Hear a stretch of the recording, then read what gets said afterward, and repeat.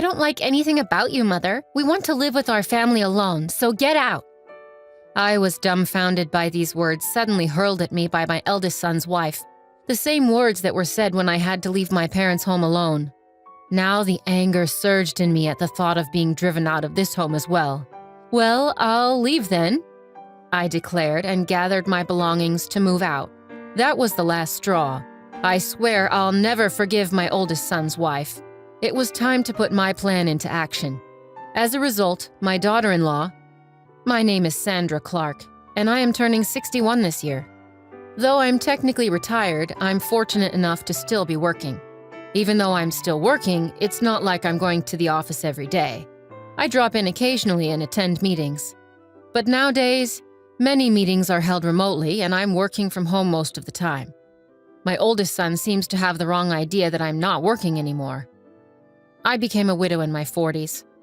Currently, I'm living with my oldest son and his wife. My parents' home is an old house just with a large property. It has its issues, but I really liked the place. That was the reason that made moving out difficult. I never had any financial difficulties in my life. Most of my late husband's insurance payout is still untouched. It's a lifestyle where there is no need to worry about my twilight years. Even though it seems like I'm leading a carefree life, I do have some worries. It's my oldest son's wife. Jessica, my son's wife, has a strong-willed personality and often clashes with me. This isn't something that just started recently. It started when she came to announce, "We're getting married."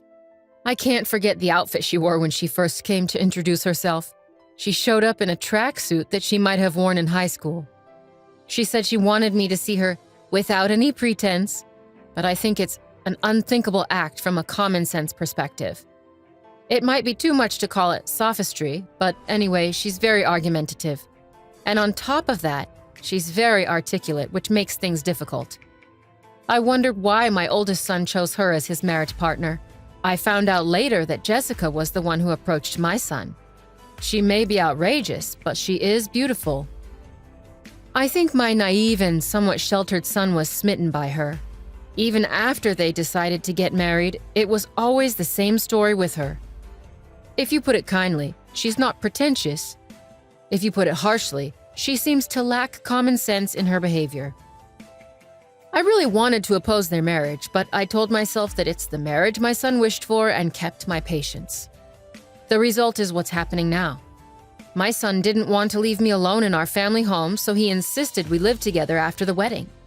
I had initially thought that Jessica would oppose, but it turned out that Jessica was also in favor of living together. The reason became clear shortly after we started living together. Jessica, however, never did the house chores and left everything to me. Cleaning, laundry, meal preparation, she left everything up to me. What's more, she was a full-time housewife. She quit the company she had been working for at the time of the marriage. Even though I don't have to go to work every day, I work remotely, so I have less free time than her. When I'm facing the computer for my job, Jessica would make comments belittling me, saying, "I'm just playing around." I used to brush it off with a laugh as it was too troublesome to argue every time. But it certainly irked me when it kept happening. "Jessica, you seem to have quite a bit of spare time. Could you help with the cleaning?" I tried asking this to Jessica, who was idly watching a TV drama. Jessica made a deeply disgusted face. She sighed exaggeratedly and said to me, "The reason I don't do housework is for your sake, Mother. Why don't you understand? It's sad that you can't appreciate my thoughtfulness." She brandished her unique theory and blamed me. According to Jessica, if she does the housework, it would deprive me of my only job. She says that if that happens, seniors become sedentary, which is unhealthy, and there's also a concern about dementia due to lack of stimulation. In other words, Jessica apparently lets me do the housework. Her ridiculous logic almost gave me a headache. "I agreed to live together to make sure you don't slack off, Mother." I was speechless and dumbfounded when she said that with a half smile. I really regret starting to live together. I regret every day that I could have avoided seeing things I didn't want to see if I had stayed separate. Doing housework while being watched by Jessica every day is nothing but agony.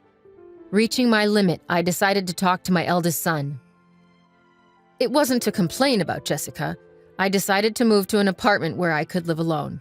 The house we're currently living in is old and has many level differences. I had hurt my back last year due to my age and deterioration, and there were many hard points for me. I talked to my son about the difficulty of living in this house, and I moved to an apartment. I felt like I had been driven out by Jessica, but I do not regret leaving. The new apartment is a rental. I thought it might be a bit too big for living alone, but I contracted for a room large enough for my grandchildren to stay over in the future. I had the interior customized to my taste, and my own castle was complete. But my joy was short-lived as Jessica began to come over every day and stay until night. "The new apartment is really nice. Isn't it too big for you, Mother?" Jessica said, lounging on the living room couch. "Come on, Mother, come back to your old home and do the house chores. It's for your health and longevity."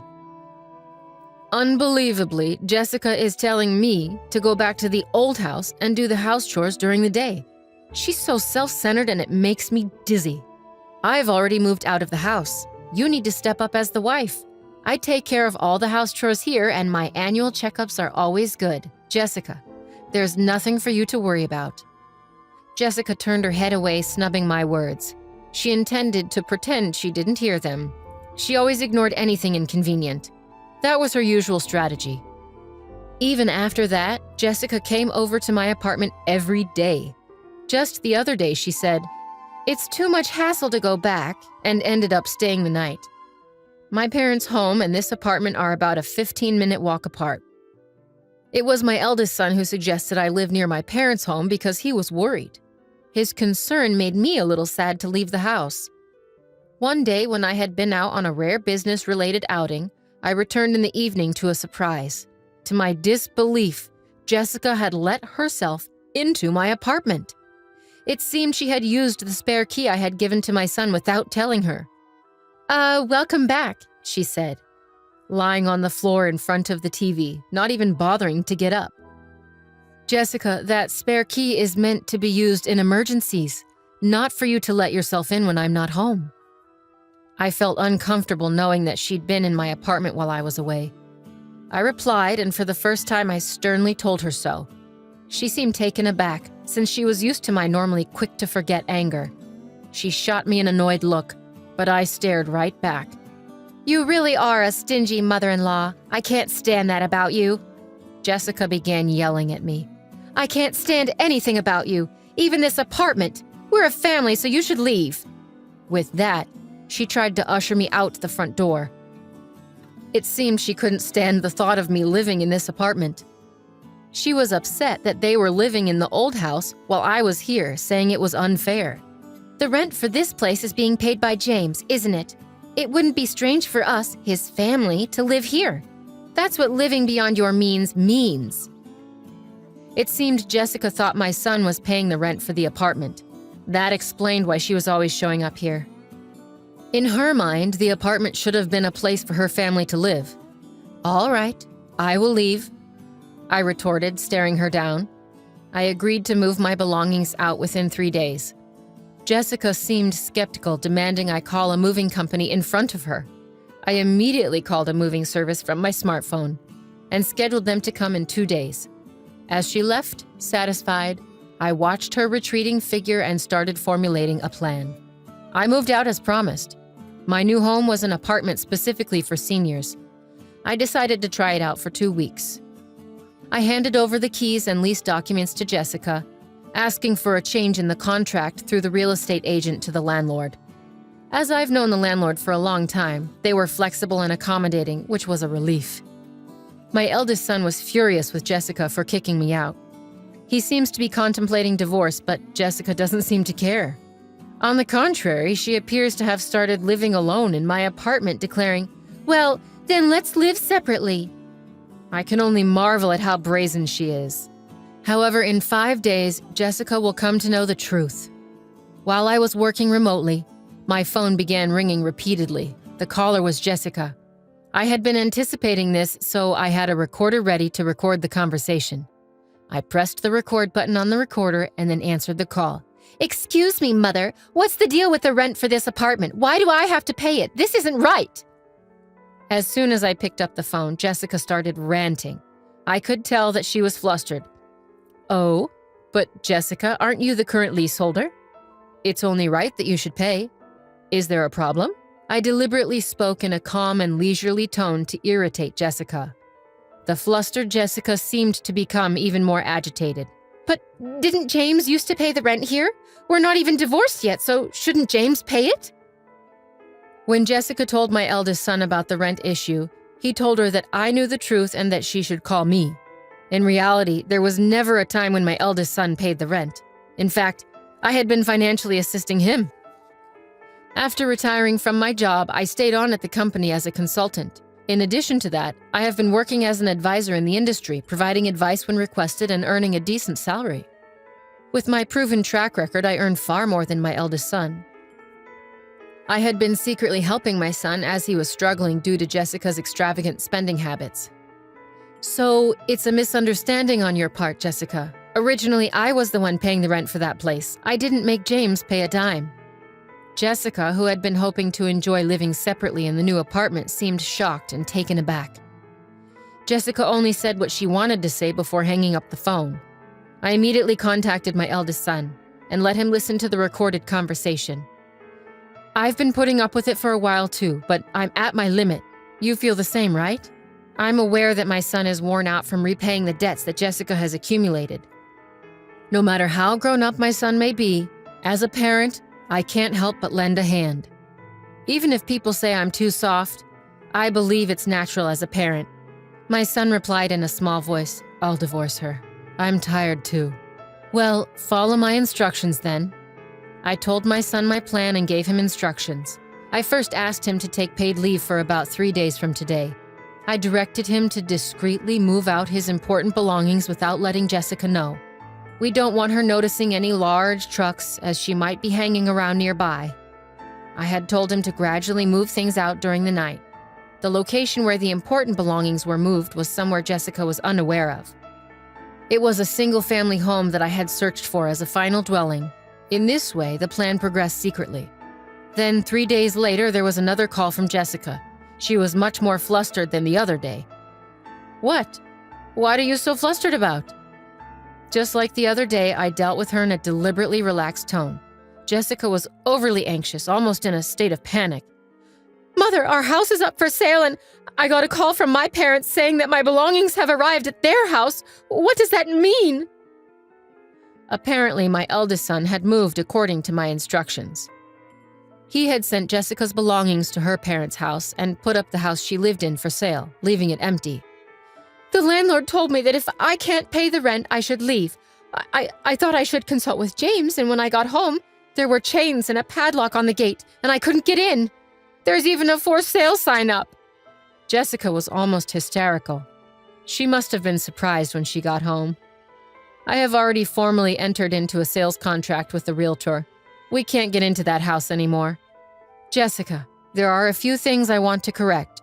I started off like that. Now is the time to vent all my built-up stress. "Firstly, I'm no longer your mother-in-law, right? Yesterday, James should have filed for divorce. You signed it, didn't you? You and I are strangers now." Yesterday, my eldest son had submitted the divorce papers to the city office. It seems that the divorce papers were signed by Jessica a long time ago. Threatening to divorce if he didn't do as she said was apparently a habit of hers. My eldest son thought that one day Jessica would rehabilitate. She was the person he had loved enough to marry. When threatened with divorce, he had no choice but to give in, as he once told me. But it seems my eldest son has woken up. He signed his name on the divorce papers that were always used as a threat and submitted them. The divorce papers have been formally accepted. "You always said to James that you could divorce any time. Aren't you satisfied now that things have gone your way, Jessica?" On the other side of the phone, I sensed Jessica holding her breath. She wanted to retort but couldn't find the words. She must be feeling frustrated. "Besides, I'm worried about you. After divorce, you can't continue to live in that apartment without working, can you?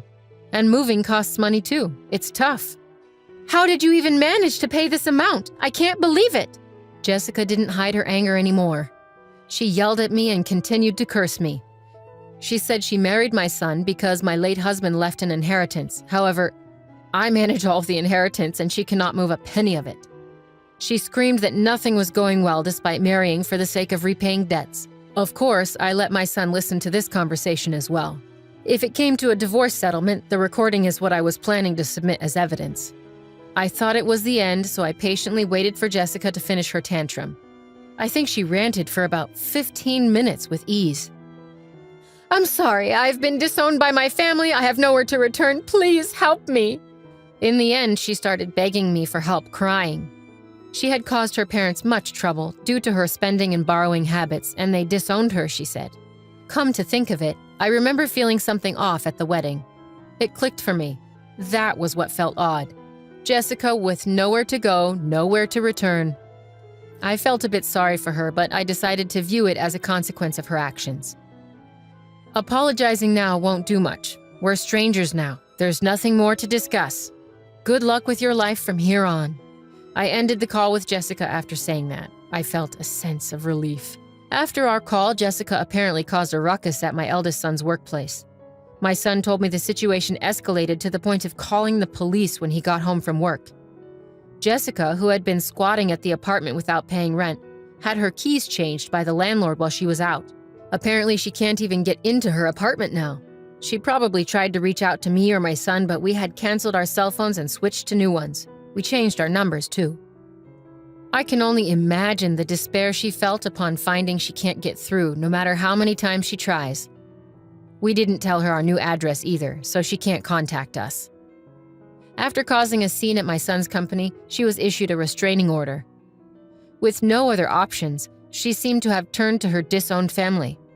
When she returned home, she was met with a shocking scene. The luggage I had sent to her family home was left out in the rain in the backyard. She reportedly wasn't even allowed to step foot inside the house. The rent she had not paid for the apartment had been billed to her parents, probably adding fuel to their anger. I heard rumors that she is currently staying in an apartment rented by an organization that supports homeless people. Without the ability to spend as before, she seemed stressed. When I passed her on the street, I was stunned at how much her hair had turned white and how dry her skin looked. She had changed so much, I hardly recognized her at first. It made me realize just how much a change in living conditions can affect a person. I started a new life in the house I purchased with my late husband's inheritance. I bought a duplex so my son could remarry anytime he wanted. For now, my son joins me for dinner, but otherwise he takes care of his own things. I've come to think that this is just the right amount of distance. The money from the sale of my parents' home is saved for future needs. I plan to use it for my son and his future wife when they marry. Of course, I also need to keep some for any future grandchildren. I'm thinking of setting up the English garden I've always wanted in my new home. On days when I don't work, I go out into the garden and take care of the young trees and herbs. This new life filled with hope has become my daily routine.